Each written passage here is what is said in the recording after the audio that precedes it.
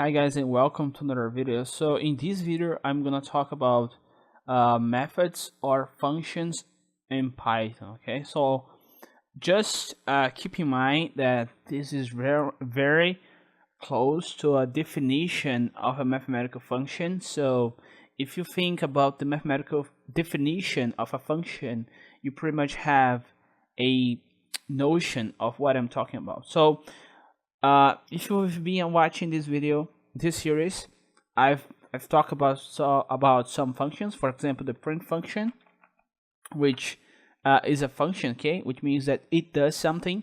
But in this video, we're going to talk about how to create functions, okay? So just to clarify, let's think about what a function does, okay? So a function is a keyword, which is the name of the function, okay? And we open parentheses and we pass something. For example, I'm trying to pass some number right here, 14 for example, and we're gonna close it, and this is pretty much done. Okay, so I'm gonna press enter and I see that I've printed this number, okay, using the function print.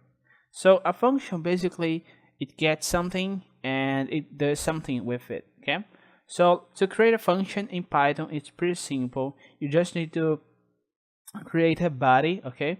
So a body is pretty much a scope with code. So to start a function scope, you need to type definition, okay? And you need to give it a name. I'm gonna give a name print name. I'm not going to give any argument. This is going to be a function without argument, so I didn't give any variable, okay, to this function. To start the scope, to indent the scope, you need to type 2 points, okay? So that's pretty much, and you can see it automatically start the indentation for me. So right here I can execute some code. I'm just gonna execute this code and we will print my name, okay? So I'm gonna press enter and enter again. So if I type dir, I'm gonna see all the properties that I have, and at the end I have print name, which is a function, okay? So if I type print name, okay, as you can see, it's a class function, okay?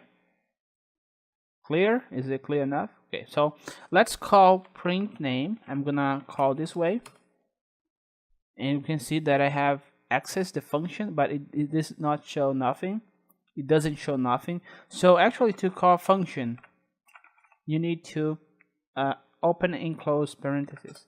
So as you can see, I have Pedro printed on the screen. So if I call this multiple times, I cannot do this right here because I'm not in a executable way. I'm in interactive way.